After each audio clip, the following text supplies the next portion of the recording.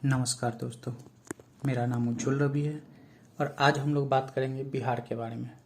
दोस्तों, बिहार भारत के उत्तर पूर्वी भाग में स्थित एक प्रसिद्ध ऐतिहासिक राज्य है और इसकी राजधानी पटना है। यह जनसंख्या की दृष्टि से भारत का तीसरा सबसे बड़ा राज्य है और क्षेत्रफल की दृष्टि से 12वां है। 15 नवंबर सन 2000 को बिहार के दक्षिणी हिस्से को एक अलग राज्य बनाया गया जिसका नाम झारखंड है। बिहार के उत्तर में नेपाल, दक्षिण में झारखंड, पूर्व में पश्चिम बंगाल और पश्चिम में उत्तर प्रदेश है। यह क्षेत्र गंगा नदी तथा उसकी सहायक नदियों के उपजाऊ मैदान में बसा है। गंगा इसमें दक्षिण से पूरब की तरफ बहती है। बिहार भारत के सबसे महान राज्यों में से एक है। बिहार की जनसंख्या का अधिकांश भाग ग्रामीण है और केवल बिहार के 11.3% लोग नगरों में रहते हैं। इसके अलावा बिहार के 58% लोग 25 साल से कम आयु के हैं। तो ये तो बिहार के बारे में कुछ बेसिक बातें थी जो मैंने आपको बताई। अब हम लोग चर्चा करते हैं कि आखिर बिहार इतना पीछे क्यों रह गया। जहां 1947 में जब हम लोगों को आज़ादी मिली, उसके बाद देश के अलग अलग राज्य जब आगे बढ़े तो बिहार क्यों इतना पीछे रह गया। इसके मोटे मोटे कुछ कारण हैं जिस पे आज हम लोग बात करेंगे। जैसे ज्योग्राफिकल डिसएडवांटेज। बिहार एक लैंडलॉक स्टेट है और इसका नुकसान बिहार को हमेशा उठाना पड़ा है। क्यों? क्योंकि बिहार के साथ कोई भी समुद्र नहीं टच करता है। बिहार किसी के साथ भी समुद्री सीमा नहीं टच करता है। कोई भी ट्रेड करने के लिए हम बाहर के देशों में अपना सामान भेजते हैं, पर बिहार के साथ कोई समुद्री सीमा नहीं टच करने से बिहार को बाहर सामान भेजने में काफ़ी दिक्कत होती है। और बिहार जिसके साथ शेयर भी करता है वो है नेपाल। ये तो बात हो गई एक करेला तुझे नीम चढ़ा। उसके बाद दोस्तों, जो अगला कारण है वो है नो मेजर इंडस्ट्री। बिहार में कोई इंडस्ट्री नहीं है। कि बिहार में कुछ इंडस्ट्रियां थी, जैसे चीनी मिल और केमिकल की कुछ इंडस्ट्रियां बिहार में 2000 से पहले तक थी। इवन कि 2005 तक भी कुछ इंडस्ट्रियां रही, लेकिन धीरे धीरे उनका घाटा बढ़ता गया और वो बंद हो गई। और इसका सबसे बड़ा नुकसान बिहार के लोगों को उठाना पड़ा है। और जब 15 नवंबर 2000 को झारखंड अलग हुआ तो झारखंड एक मिनरल रिच स्टेट था। उसके कारण सारे मिनरल झारखंड चले गए और मिनरल रिच जो भी इंडस्ट्री थी वो झारखंड में चली गई, जैसे Bokaro steel plant, Tata steel plant. तो कारण है बिहार के पिछड़ने में, वो कोई ऐसा कारण नहीं है जो बिहार के लोगों ने बनाया है। ये जब देश आज़ाद हुआ तो देश में एक नया कानून लाया गया, ट्रेड इक्वलाइजेशन पॉलिसी। ये 1950 के आसपास देश में लाया गया। इसके तहत भारत सरकार मिनरल रिच स्टेटों से मिनरल को लेके कहीं पे भी आप इंडस्ट्री लगा। ट्रेड इक्वलाइजेशन पॉलिसी, इसमें सरकार ट्रांसपोर्टेशन पे सब्सिडी देती थी कि वे जहाँ चाहें इंडस्ट्री लगाएं। तो कंपनी ने कोस्टल एरिया में इंडस्ट्री लगाया जो बिहार में लगानी थी। ये नियम 1933 तक चालू रहा और इस नियम के तहत सिर्फ बिहार ही नहीं आता था, इसमें यूपी, पश्चिम बिहार और एमपी भी आते थे। इसके कारण ये हुआ कि जो इंडस्ट्री बिहार में लगनी थी या इन राज्यों में लगनी थी वो सारी इंडस्ट्री या तो अपने अपने राज्यों में लगी या कोस्टल एरिया में लगी। इससे जो इंडस्ट्री थोड़ी बहुत बिहार आनी चाहिए थी वो भी नहीं आई। और बिहार में एक सबसे बड़ी दिक्कत ये है कि यहाँ के लोग सरकारी नौकरी को ही सब कुछ समझते हैं। इसका सबसे बड़ा रीजन है कि बिहार में आज भी बहुत बड़े अमाउंट पे डाउरी ली जाती है। तो अगर आपकी सरकारी नौकरी है तो आपको अच्छी डाउरी मिलेगी।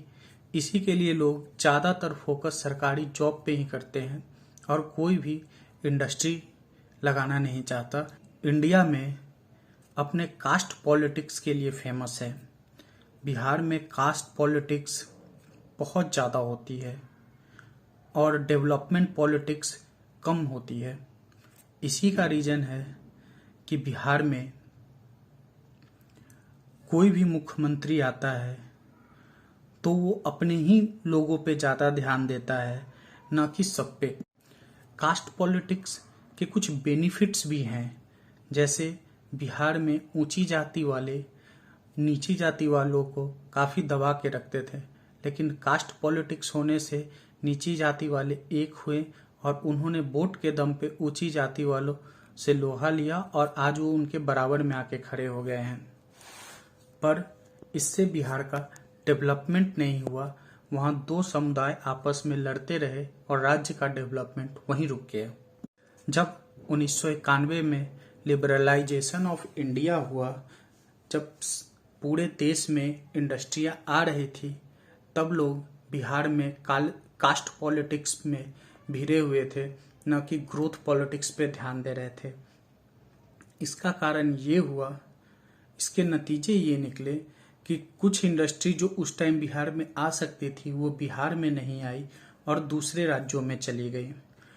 और जब ट्रेड इक्वलाइज पॉलिसी ख़त्म हुई 1993 में, तब बिहार से कुछ दिन बाद ही झारखंड अलग हो गया और इंडस्ट्री फिर नहीं आई। बिहार में कास्ट पॉलिटिक्स के कारण 70 साल में 40 बार सत्ता बदली, 23 अलग अलग मुख्यमंत्री बने। औसतन एक मुख्यमंत्री को 1.5 साल ही काम करने के लिए मिला। इसका नतीजा ये हुआ कि जो भी मुख्यमंत्री बनता वो राज्य के लिए नहीं, अपने लोगों के लिए, अपने एक विशेष जात और धर्म के लोगों के लिए ही काम करता रहा। अगर राज्य में खुशहाली आएगी तो फायदा सबका होगा, विकास होगा तो लाभार्थी सब होंगे। अगर रोड बनेगा तो सब चलेंगे, बिजली आएगी पूरे इलाके में आएगी। ऐसा किसी मुख्यमंत्री ने नहीं सोचा, सब अपने लोगों, अपने जाति पे बने रहे। अगला कारण है population and literacy growth rate. Bihar में पॉपुलेशन बहुत ज़्यादा है और लिटरेसी रेट बहुत कम है, उस हिसाब से बिल्कुल नहीं बढ़ रही। बिहार में एक औसतन माँ अपने जीवन काल में 4 से 5 बच्चों को जन्म देती है, जो कि अन्य राज्यों में 2 बच्चे हैं। बिहार में भी बच्चों देने की दर अलग अलग है। जो तबका पढ़ा लिखा है वहाँ पे एक औसतन माँ 2 से 3 बच्चे ही जन्म देती है, मगर जो तबका पढ़ा लिखा नहीं है वहाँ एक औसतन माँ अपने जीवन काल में 4 से 5 बच्चे और कई बार तो 6 बच्चों को भी जन्म देती है। इससे ये हुआ है कि बिहार का पॉपुलेशन बहुत तेज़ी से तो बढ़ ही रहा है और एजुकेशन व्यवस्था बिहार की बहुत ही खराब है, जो एकदम जर्जर हालत में है। मतलब पॉपुलेशन ज़्यादा है, एजुकेशन कम है। बिहार की लिटरेसी रेट 69.83% है, जो कि काफ़ी कम है। बिहार में मेल लिटरेसी रेट 70.32% है, फीमेल रेट 53.57% है, रूरल एरिया का रेट 43.9% है और अर्बन एरिया का रेट 71.9% है, जो कि भारत के परिप्रेक्ष्य में काफ़ी कम है। आप ये सोचिए कि बिहार देश को सबसे ज़्यादा यूपीएससी अवसर देता है। बिहार में नालंदा जैसे विश्व प्रसिद्ध विश्वविद्यालय हैं, पर फिर भी आज ये हाल है कि बिहार में लिटरेसी रेट इतना खराब है। अगला कारण है education and employability is directly proportional to earning. इसका मतलब ये हुआ कि अगर पॉपुलेशन ज़्यादा है तो एजुकेशन भी उसी हिसाब से होनी चाहिए, मतलब बहुत अच्छी होनी चाहिए। इससे एम्प्लॉयबिलिटी बढ़ती है। मगर यहाँ तो पॉपुलेशन ज़्यादा है, एजुकेशन बहुत ख़राब है, या बोले तो एजुकेशन है ही नहीं उस रिस्पेक्ट में, तो एम्प्लॉयबिलिटी कहाँ से होगी। और मतलब ये हुआ कि जो स्किल बिल्डिंग होनी चाहिए थी वो हुई नहीं।